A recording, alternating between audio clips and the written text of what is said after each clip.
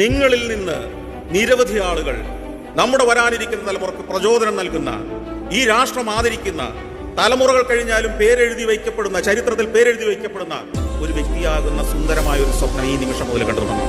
ആ സ്വപ്നത്തെ നിരന്തരം കാണണം. ആ സ്വപ്നത്തെ ഹൃദയത്തോട് ചേർത്ത് വെക്കണം. ആ സ്വപ്നത്തെ താലോലിക്കണം. ആ സ്വപ്നത്തിലേക്ക് നിരന്തരം പരിശ്രമിച്ചുകൊണ്ടേയിരിക്കണം. നിങ്ങൾ ഒരു ദിവസം അവിടെ എത്തുക തന്നെ ചെയ്യും.